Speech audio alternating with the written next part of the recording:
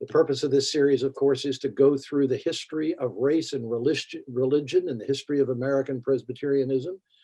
I've been talking about a whole series of different episodes. The one we want to talk about today is the sequel to the 1960s and 50s and 60s. And I'm going to frame it as the last quarter of the 20th century, roughly the 70s through the end of the century. I've used a word which is a charged word, a politically charged word to describe the mood of the country, the situation of the country in this period, but I think it's an appropriate word. And the word is reaction. It is a period in which there is a reaction, a very strong reaction to the civil rights upheaval of the 1950s and 60s. And it's not just a reaction to, it is a reaction against. Let me say that again. Not just a reaction to, but a reaction against. And I want to begin my remarks today by talking about that, what I mean by that. And then secondly, I want to talk about something which is a parallel development and in its own way, terribly important.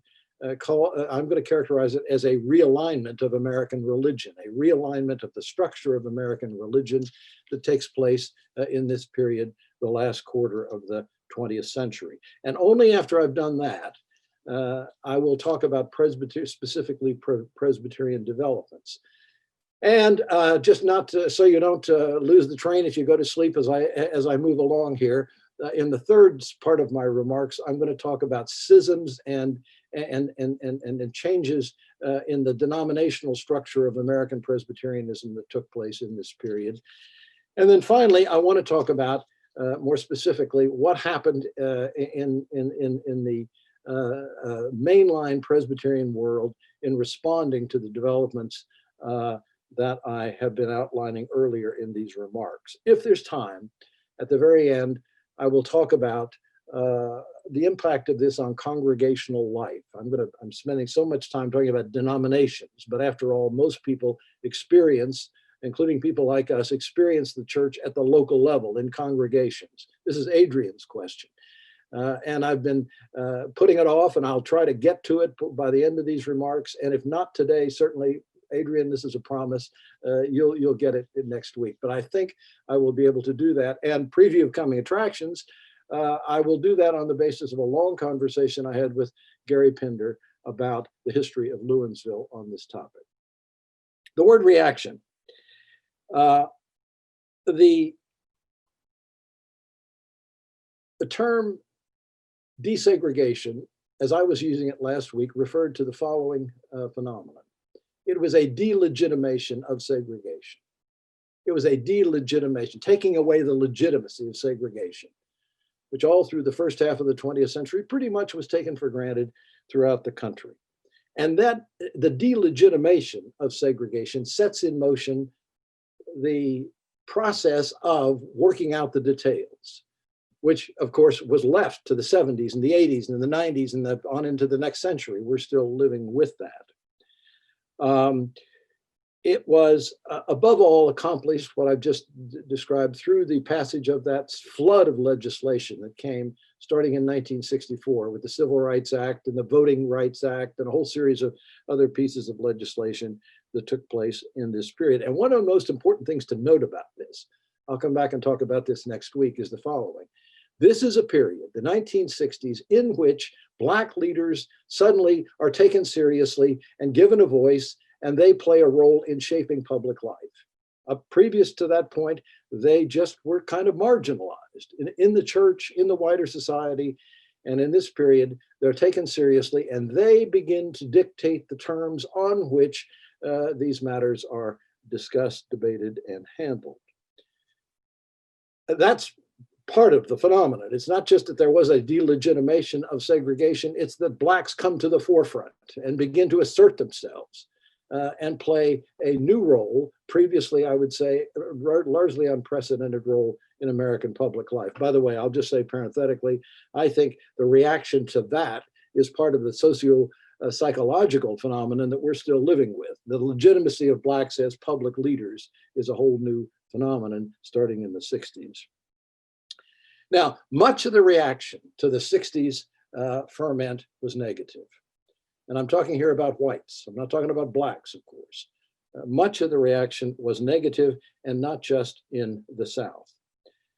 And very quickly, I mean, within a few years, the specific measures that were put in law and put in public policy in the 1960s were actively opposed in the streets, in the courts, and of course in electoral politics. Let me name a few, just so you have clearly in mind what I'm referring to here. Busing. Busing, of course, was the main vehicle through which you could have done it differently. You could have said, we're going to desegregate the neighborhoods. I assure you that would have been aroused even fiercer opposition. But the preferred tool, which the courts became the instrument here. The preferred tool of the courts was busing. And very quickly you get an outcry. That's a gentle way of putting it. With always that adjective added to it, forced busing. Forced busing, not just busing, but forced busing. The debate over, the struggle over, the conflict over busing is something that, as you all know, I'm sure, has been the subject of book after book after book, especially in the academy, since that phenomenon developed. Secondly, a very important chapter in this thing is the whole concept of affirmative action, which very quickly gets translated into reverse discrimination. Note the quick twist of language: reverse discrimination, discriminating against whites, and the very closely linked idea of quotas. And note, I'm talking here about sort of the tools, the policy tools that could be used to desegregate American society. And another very important part of this, which has been in the news off and on now for a decade or so, in the Voting Rights Act, there was something called I'm getting tangled in my words here, pre-clearance requests in the southern states, the states that had been the heartland of segregation. In order to change anything having to do with voting laws, they had to get pre-clearance from the Justice Department. And for African Americans, that was crucial to the desegregation process. And I'm talking about pre-clearance with regard to anything having to do with voting. And then finally, of course, a terribly important idea, which still we need to talk about and think about as a society: open housing. Open housing. What does that mean, given the importance of housing on so many levels? Now, just to mention those words in a crowd like this, I hope, is to evoke a certain mood. You start talking about forced busing and reverse discrimination and the resistance that immediately arouses they raised, gives rise very quickly in the country. And I'm talking about in the late 1960s already, to political forces that arise to take advantage of and promote the resistance.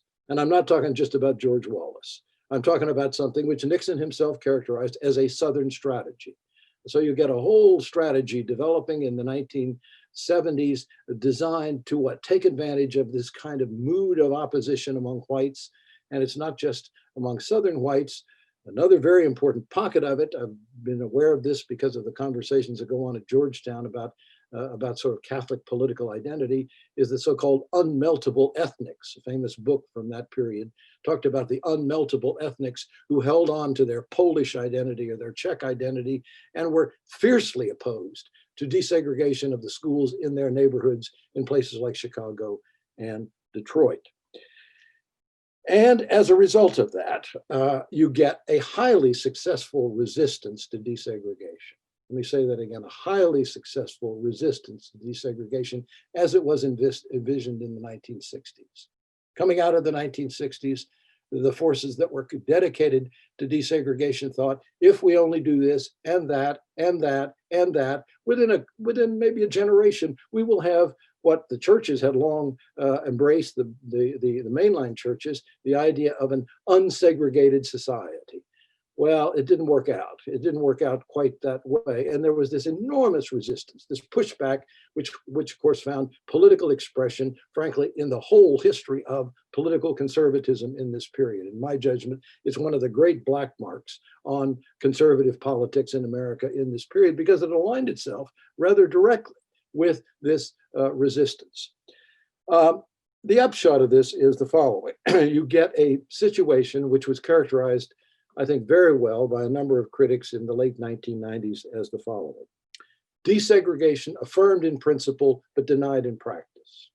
Let me say it again. Desegregation affirmed in principle, but denied in practice. I say denied in practice because most of the means that seemed to be available to people to make it happen were being thwarted in the courts, in public policy. Certain presidents, I won't go into a long litany here, but certain presidents made a point in their electoral campaigns of saying, if you elect me, you will not get pressure from the federal government on these matters. And that was an important part of their success. The other thing which happens in this period is a kind of cleavage begins to develop among whites and blacks with respect to their perception of race relations in the United States. And there are some fascinating polls that appear in the 1990s in particular, which reflect what I think we all know. But in talking about this subject, it's worth just reminding ourselves. Whites overwhelmingly said in the 1990s about the state of race relations the following: we're doing fine. We're making great progress. And some even went so far as to say, we're going too far, too fast. Overwhelming majorities of white people said that.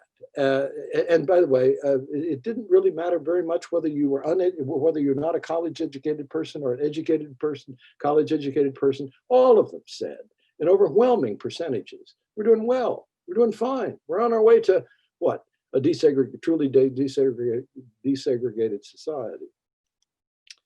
The Black community overwhelmingly said just the opposite, and they have said just the opposite ever since. They have said, we are not doing fine. We are not making very much progress. Now, most Blacks, if pressed on this, would say, well, yes, we've got the Condoleezza Rices and the Colin Powells, or the equivalent of the 1990s. We've got those sorts of people. That's good. Some of them are making advances. But on the whole, we're not doing nearly as well as we should expect, as we have a right to expect, some of them said. And by the way, that has continued ever since, right up to the present time.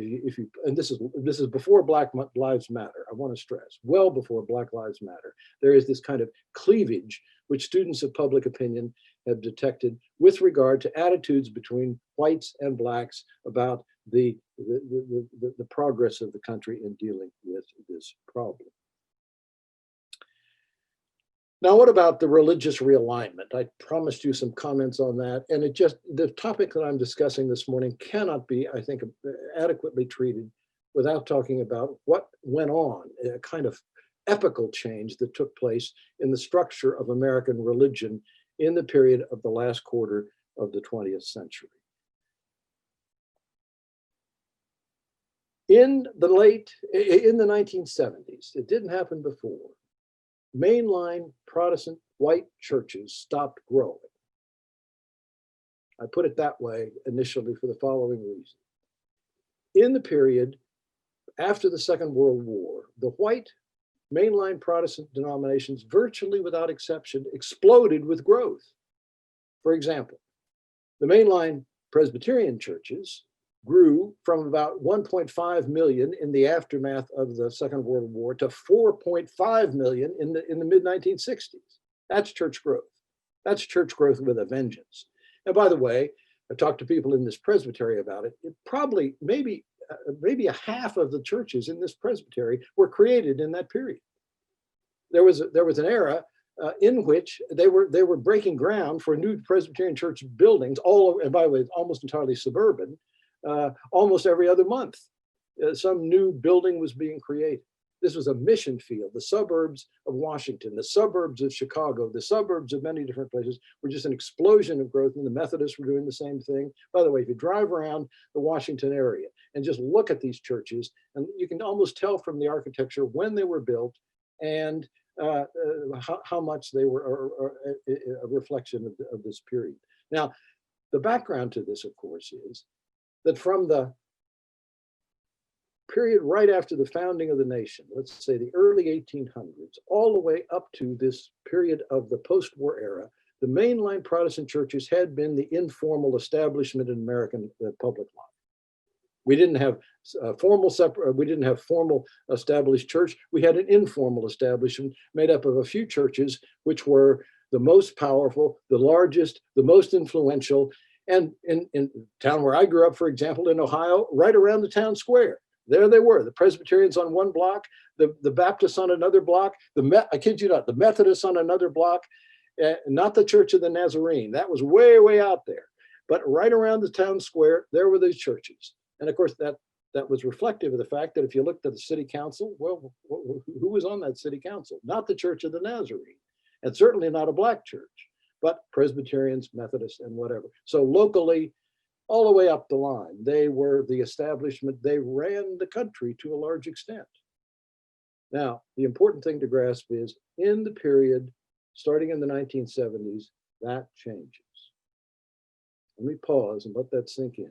That changes. That's an epochal change. A country which was used to, and churches that were used to playing a certain role, stopped playing that role. From the 1970s on, United Methodists, what were then called United Presbyterians, Protestant Episcopal Church, they all began to decline in membership, in resources, and eventually in influence. It took a little longer, but eventually in influence as well. And by the way, we've been living through that ever since. We've gone from 4.5 million down to 1.3, and well, where are we headed? It's a fundamental change, but the change is not just, and by the way, at the same time, the population of the country is growing. So I hope you see the relative size is even more dramatic shrinkage. Parallel to that, and we all know this, but let me just underscore it, the rise of a new kind of conservative Protestantism, a new kind of conservative Protestant. Now, there have been conservative Protestants in the United States all the way through our history, some of them fundamentalists, some of them not. But the new kind of the new kind of conservatism that emerges in this period, and people began writing books about this, the new evangelicals, the new conservatives, and a couple of things which distinguished them were the following: a heavy emphasis on televangelism. They took advantage of television, sort of the in technology of the time, if you will, in a way that the mainline churches by and large had not done. And you get the rise of these personality preachers, these charismatic personality preachers. You look at Jerry Falwell and you wonder, is he really a charismatic personality? But he became a charismatic personality. And of course, he and many others. That's one part of it, but equally important, and I'll try to make a brief comment about this next week. The other thing that's striking about this brand of Protestant conservatism is the following. Usually it arose in a form that was independent of denominationalism. I call them ecclesiastical startups. It's like Scott Ramsey just sort of deciding, I'm going to create my church here. This is the Lewinsville startup here, with this charismatic Scott Ramsey as the draw, and so as a result of that, they are disconnected from any ecclesiastical structure, or dare I say, ecclesiastical discipline. And I don't think that's an accident. I think, keep in mind that a lot of the stuff I've been talking about in the 50s and 60s had to do with denominational organization, denominational even discipline imposed upon lower levels of the church as well. And these people had enormous followings. They quickly got enormous followings, and that was the puzzling thing about it. Why this evangelical Protestantism had been around for a long time. It was kind of Bible-thumping, fundamentalist stuff in so many cases. So why did it attract? And by the way, the attraction overwhelmingly was to white people in the suburbs. Sometimes we think of this as rural religion. No. The big growth was white people in the suburbs, oftentimes suburbs which were still in the process, especially exurbs, beyond the inner suburbs. Initially, these people were, and it's fascinating to sort of see this play out. Initially, they were apolitical, or more precisely, they were anti-political. Jerry Falwell, I'm going to talk about him because he's just an enormously important symbol here. Jerry Falwell was highly critical of the civil rights movement because it mixed religion and politics. He had terrible attacks on Martin Luther King Jr. in particular. He's missing the point of the gospel. The gospel's got nothing to do with political stuff. Now, that's kind of ironic when you think about, within literally a few years, he's creating the moral majority, and it's a bit overtly political organization. What happened in the meantime? Well, and by the way, this is the immediate aftermath of the civil rights struggle in the late 1960s. In the early 1970s, you get the following. They hit on, and I don't want to say this is out Machiavellian, I just think it happened. They hit on abortion and the Equal Rights Amendment as kind of lightning rods. Of course, you have the famous Supreme Court decision with regard to abortion, which occurs in this period, but you also get, and it's important to remember this, an intense resistance as the 1970s moves on to the passage of the Equal Rights Amendment. It's sort of two different visions of woman's role in American society. And these churches and the kind of religion they promote represent clearly one kind of vision of women and their place in society. They initially identify with those causes and very quickly begin to sort of make alliances with political forces which are anti-abortion, which are anti-ERA, and then homosexuality eventually becomes part of the agenda, but not initially. Now, having said all that, I need immediately to address a sensitive issue here, because this is a talk, after all, not about that movement itself, but about race. So the obvious question is the following: what has race got to do with this? Well, I want to suggest to you that they, aside from criticizing the Martin Luther Kings of the world, they did not say much directly about race. As a matter of fact, having focused on abortion, having focused on the Equal Rights Amendment and so forth, they tended to dance rather gingerly around race as a topic. And in effect, and by the way, this has become a big theme of what I would characterize as the religious right, to avoid directly confronting the challenge from the Black church about racial justice. They don't want to talk about that very much. And only recently, I'll get to that next week, have they conceded the need to do that. But for the longest time, avoided talking about it directly. But there were sort of obvious things that jumped out at you if you were an observer.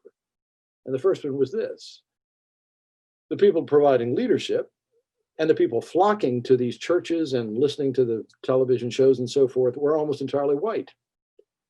And secondly, and the most important thing of all, here I come to Siobhan's point, not only in the period prior to their politicization, but as they went through their politicization, they contributed mightily to the resistance to desegregation through the creation of these Christian academies, namely schools designed to what? Provide an alternative to the public schools in places where the public schools are undergoing desegregation. And then, and very important part of the politics of this, appealed very quickly to the political figures who were willing to play ball with them for some kind of relief from the actions taken by the IRS to withdraw their tax exemption because of their violation of the Civil Rights Act and other policies that had been put into law in the 1960s. And so they have a whole deep involvement in, you might say, the active on-the-ground resistance to segregation, to desegregation in the schools. It's probably not an exaggeration to say the following. The shift that I've been describing, the gradual decline in mainline Protestantism and its role in American society, and its replacement, if you will, because that's what happened. These evangelical voices, that's their term, evangelical voices closely linked to certain political forces gradually begin to replace the mainline churches as the most prominent voice of religion in American public life. That's an epochal change. That's an epochal change when you see it in broad historical perspective. What had been the case for a long time, about 150 years, has ceased to be the case. And the beginning of the change was in the period that I'm discussing here.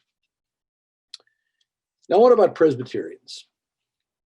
Presbyterians are living through this in this period. They are responding to it. And let me now go through some of the specific consequences that has. I can't give you a number here, but many, many Presbyterians who lived through the 50s and the 60s and the upheaval in the Presbyterian world, more broadly, the mainline Protestant world with regard to race, responded to the cause, if you will, enthusiastically and embraced it. That's the first thing I want to say. Many, many, many, and not just individuals, but whole congregations responded to this challenge that was thrown down by embracing it and supporting it insofar as they could. But some did not. Some had exactly the opposite response. And there was clearly, in both the North and the South, a current of opposition among Presbyterians to all that activism that I described in the last presentation. People who thought segregation was God's will. People who thought that desegregation was a moral and maybe even a spiritual mistake, and they said that. And so you get developing in the 1960s, even earlier. I've got on the bibliography I made available to you a rather representative statement by a figure in the Synod of Mississippi about this topic. If you want to know what the theology of segregation looked like, go read that. It's brief and to the point. There were a lot of people who thought that way in varying degrees in certain parts of the country. And those people began to organize opposition. It was organized opposition. And the interesting thing about it, the organization and leadership of this opposition came almost entirely from lay people. Very few clergy. There were clergy who were supportive of it and sympathetic of it, but this was, from my point of view, not exactly the layman's finest hour. But it was, and especially it was funded predictably, by lay people who were active in movements designed to prevent desegregation from happening. Now, in both the North and the South, both the PCUS and the UPUSA, this eventually led to schism. Here we go, another schism. This eventually led to schism. But the most interesting one for our purposes today that I want to talk about in a little detail is the rise in the early 1970s of a church called the PCA, Presbyterian Church in America. It's interesting because it's still with us, very much with us. Indeed, it's just down the road. It's very much a part of the Presbyterian world today. The PCA was formed almost entirely by Southern Presbyterians. There was a later body that was created called the Evangelical Presbyterian Church, which was made up of people primarily from outside the South who had somewhat similar views, but not identical views. But the PCA is mainly a Southern phenomenon, and its leadership came from churches, pastors in the Deep South, especially Mississippi, but more broadly in the Deep South. Eventually, a couple hundred congregations from what was the old PCUS left that denomination and went to the PCA. Let me say a couple hundred congregations. Congregations, once the PCA was in existence, the PCA actively flirted with congregations, mainly in the South, encouraging them to leave the PCUS and become part of this new denomination. Now, once again, I have to ask the question, I should ask the question and try to confront it. What has race got to do with this? Well, I want to stress a couple of things about this. At the founding, at the time of the founding, and keep in mind the founding unfolds in the late 1960s and finally issues in this step. It takes a while to create a new denomination. It takes a while to move out of one and into another. So it's probably about a 5-year process, let's say from the late 1960s, maybe longer, through 1973 when the act is finally complete.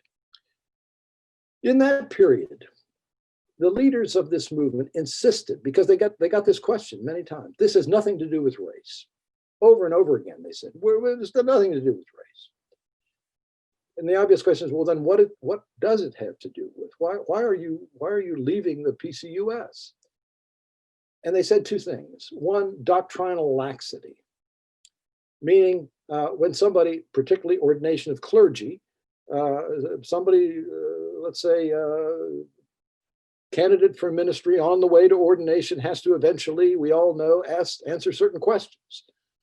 And in the old days, much more than the present day, I can tell you from observation, in the old day, it was pretty rigorous and pretty difficult. And there were people denied ordination because they gave the wrong answer. Do you believe in the virgin birth, Scott Ramsey? Yes or no? I don't want a lot of blather here, just yes or no, kind of like a lawyer. And people who gave the wrong answer sometimes were not ordained, or they had difficulty being ordained. Well, that pleased people generally who were theological conservatives, and that did not please people who, shall we say, were more progressive, dare I say, in their thinking about these matters. One of the main accusations made against the PCUS was that it was doctrinally lax, meaning on these ordination questions, it accepted, shall we say, ambiguous answers, putting the best face that I can put on it. There were famous cases, actually, where the people who eventually left the denomination insisted that it was a sufficiently ambiguous answer given that the person should have been denied ordination. But the other thing they said, and this will sort of be very interesting in the light of our own denomination's movement, the ordination of women they thought was unbiblical. The ordination of women was unbiblical, and they hold to that position to this day. They will not ordain women, and they say that's a mark of a church which has left abandoned its biblical roots. Now, so those were the two reasons, and the two reasons have got nothing to do with race. I want to stress, nothing to do with race as such. But once again, same story as the one I was telling earlier. In the main, these people were in the main would be a generous way to put it. Almost exclusively, these were white people. These were white people, and in many of the churches, many of the congregations that left the denomination, I don't want to say all of them, but many of them, they had a clear history of segregationist policies. Literally segregationist policies. Believe it or not, there were what were called kneel-ins in the Deep South, which meant that a Black person would show up at one of these churches and try to sit in the pew on a Sunday morning and be denied access to the pew because there is a Black church down the street. And sometimes in these segregationist churches, if I can put it that way, they would call the cops. They would call the cops to enforce the policy of separate worship. So many of the churches, especially in the Deep South, had that kind of policy, that kind of history, if you will. So it was not jumping to a wildly speculative conclusion to say that as the PCUS moved, in my mind, heroically, and given this resistance, moved in the direction of a more pro-desegregation policy, these people objected. And then, of course, the other big factor, I come back to Siobhan's point again and again, these congregations that left were ones that had created academies, Christian academies, the moment that there was any kind of opposition in their churches to desegregation of the schools. The hope of the leader people who were involved in the creation of the PCA was the following. They said it openly. They say, some of them even said, we're involved here in a reformation. You can imagine my reaction to the use of the word reformation to describe what they were doing, but we're involved here in a reformation. And they said, our prediction is that there will be a mass exodus from the PCUS into our churches. The important thing to note is it didn't, to our denomination. The important thing to say, and we can say it now with decades of history behind us, it didn't happen. It didn't happen. Overwhelmingly, the congregations that were part of the PCUS remained in the PCUS, while this remained a relatively small denomination. And I want to give you just a figure there. There are, and I don't know whether many of us know this, there are about 9,000 today. There are about 9,000 PCUSA congregations. That's not small. That still puts us in the category of a significant religious entity. 9,000. There are less than 2,000 even now PCA congregations, and most of them are in the South. They've tried desperately to move out into the wider country, but it hasn't succeeded terribly well. By the way, the final thing I want to say on the race issue, and I'll come back and mention this more fully next week, is the following. At the time, as I've said, when the PCA was making its migration out of the PCUS, its leaders insisted nothing to do with race. Today, with some Black members now, and some Black clergy, still a very small number, and a generational change in leadership, the leadership of the PCA now say, we as a denomination need to repent of our involvement in a terrible chapter in American history. In 2016, there was a call for repentance from the PCA General Assembly to its member churches, which stimulated, you can guess, an enormous debate within the denomination. And it primarily, as far as I can make out, has to do with an intergenerational difference. That the new leadership, the younger leadership of that church now say, well, we may have some theological agreement with the people who left the PCUS, but we have to understand that the actions they took implicated our denomination deeply in something for which we now repent. It's very interesting to see that emerging. The final thing I want to say about the effects of the split off of the PCA from the PCUS is the following. It made possible something else, which is, I think, important to note. It made possible the reunion, finally, of the Northern and the Southern Church. The reunion of the Northern and Southern Church, which took place in 1983. Now, why do I say that? It seems to me, I don't think this really is very speculative. Most of the people who opposed reunion of the two churches, and keep in mind, by the way, that division, which was established in 1861, existed for over a century, 1861 to 1983, that north-south division and suspicion, especially from the south towards the north, existed for better than a century. But in 1983, it was finally overcome. Why was it overcome? Well, because most of the people who opposed it left to form the PCA. So ironically, the departure of those people who resisted all along any kind of even fraternization with those liberal Northerners, finally when they were gone, the church was able to unify, and was able to unify in the two churches were able to come together in the following fashion. They came together in a fashion, it's clear from their creedal statements and certainly their policies, that reflected the leadership in both denominations, and now the unified denomination of people who had embraced the cause of desegregation. That was the thing which had been so difficult before. They embraced the cause of desegregation and were allied in promoting that cause in the church and in the wider society. Now that brings me to talk briefly about what emerged out of that. The unified national church, having been reestablished in the early 1980s after this schism that took place in the 1970s. I want to make 4 points here.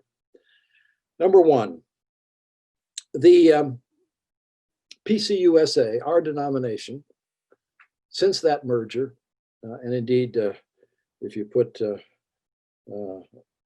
prior history in the 1970s together with it, it has remained committed to the desegregation cause. It has remained committed to the desegregation cause, but with much less activism and much less public visibility. It was very publicly visible what they were doing in the 1960s, and it made a difference in public life. Let me say that again. It made a difference in public life. What, especially at the national level, but even at lower levels, Presbyterians in this new denomination do makes much less of a difference in the wider society than it did in that earlier time. And by the way, this is not distinctive to Presbyterians. This is the situation of all the mainline Protestant churches. Second, this new denomination has been affected internally in very important ways, a number of significant ways by virtue of its commitment to the cause of desegregation. One of the most interesting, and I think not commented on enough, is the following. We, over time, starting in the 1960s actually, but steadily more and more and more of it, we've had the following. Increasingly prominent Black leadership. Increasingly prominent Black leadership at all levels. Just think of our current general presbyter, the stated clerk of the General Assembly. These are Black people, unheard of before. In one sort of key post after another, we have Black leaders. That's a quite dramatic departure from our long history. And related to that, and again, this is a story which I think needs a lot more discussion than it has gotten up to this point. As a result of that, in part, the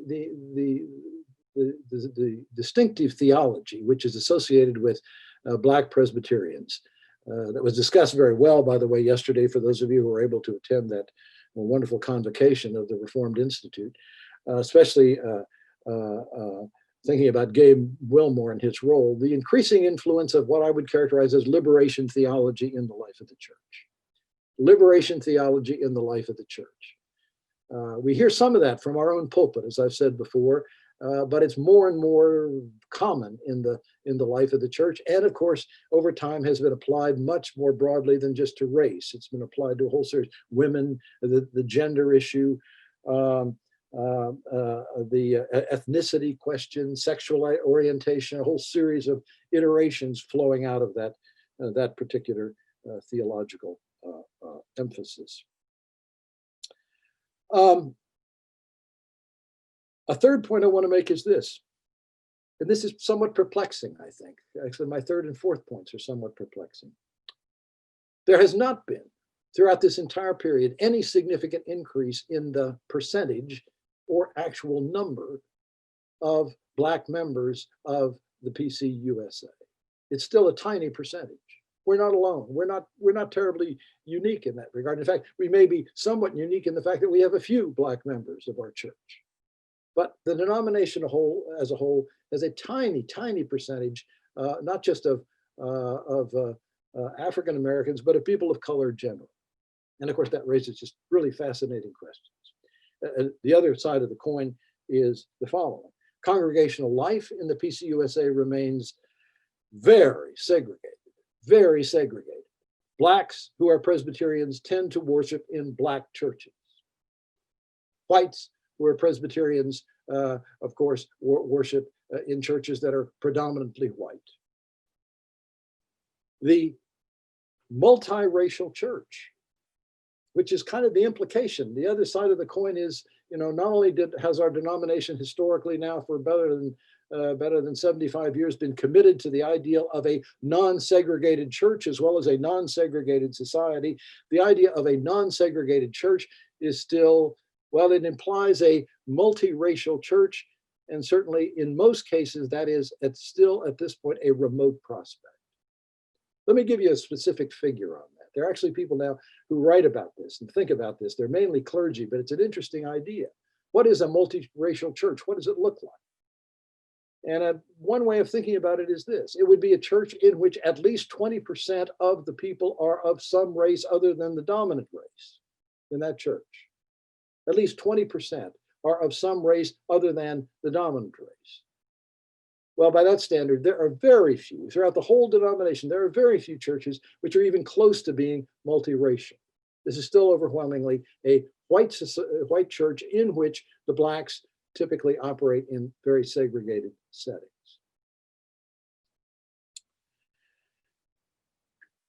Now, the last thing I want to do very briefly in these remarks is, and I'm going to now be able to honor my original promise to Adrian early in this presentation and talk very briefly about congregational life. Most people, as I said at the beginning of my remarks, experience the church not in a presbytery meeting, not at a general assembly. Most of us, myself included, experience the church in a congregational setting. And of course, if that congregational setting is at all a vibrant one, a flourishing one, it can be terribly important to people. I think that's one of the things that all of us, at least on this call, would testify is our experience at Lewinsville. So it's entirely appropriate, having talked so much about denominations, and I'll say more about that, why I think that's the way to discuss this topic next time. It's entirely appropriate to ask, as Adrian did in one of the chats, well, what about the congregation? What's going on at the congregational level? And here I want to make a kind of wild generalization, but it's based upon some observation and a conversation, as I said, that I had recently with Gary Pinder about this, because I wanted to learn more about his own understanding of the Lewinsville situation. I think you can distinguish three kinds of congregations in the world of American Presbyterianism. And my guess is that you could say the same thing about American Methodism, American Episcopal life. And the three I want to distinguish are the following. As this struggle broke out in the 1950s and 60s, some congregations responded to it with an enthusiastic embrace of the cause. Let me say that again. Some congregations responded with an enthusiastic embrace of the cause. Some of these churches already had a history of kind of racial, kind of activism on many issues, and they simply, presented with this opportunity, immediately plunged forward. And others didn't have a lot of history with that, but the moment of the 50s and 60s triggered something in them, which turned them into a church, a congregation that was committed to the cause. There are in looking at the Washington area, you can see at churches that clearly have had that sort of history. They became something if they weren't that way already, they became something somewhat different in the process of dedication to that cause. And there are other churches that responded to the upheaval of the 50s and 60s in exactly the opposite way. They're related to the things I talked about earlier. They reacted to all this with horror, with dislike, with active opposition, and they became congregations that, in effect, at least in that period and sometimes later, dedicated themselves to opposition to the changes that were being sought. They became an oppositional force. I think a lot of the churches that were ultimately drawn to the PCA had exactly that sort of identity.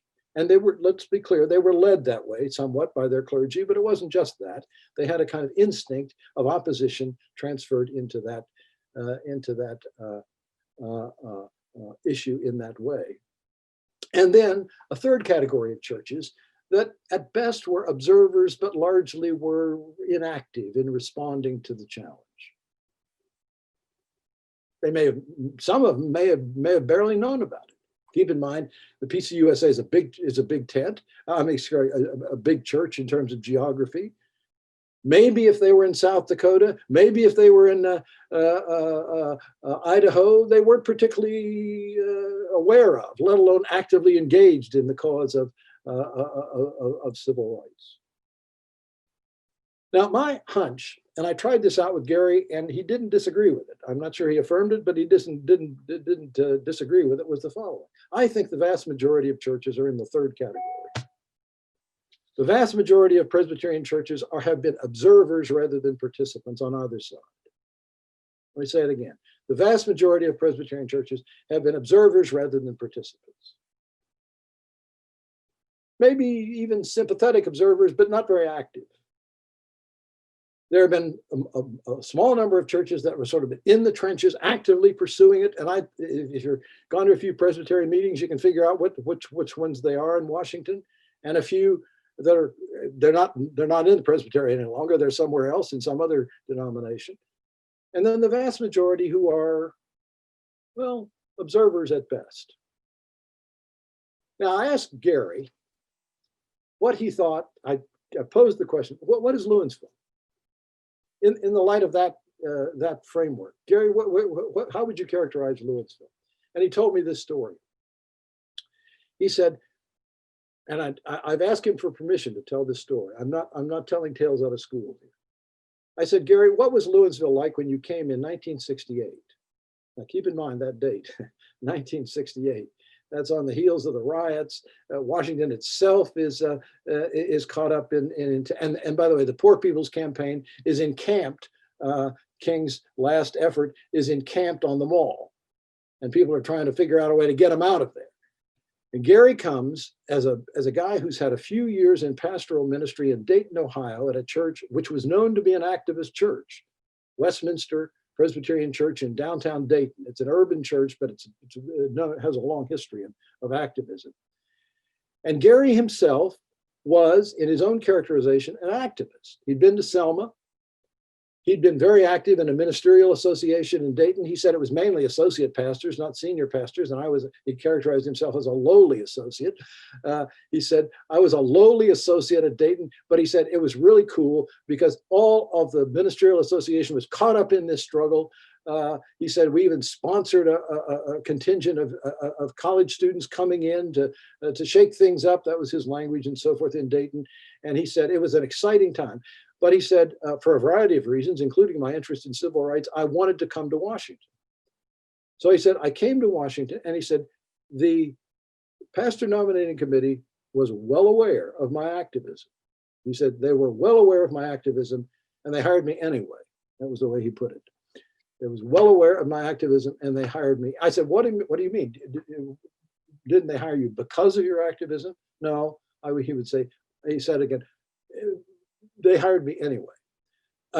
So then, and I know now I'm adding to the story here from things I learned from Howard Salzman in particular. Howard Salzman told me that when Gary began to preach at Lewinsville, there was a lot of ferment in the church, and it was not good.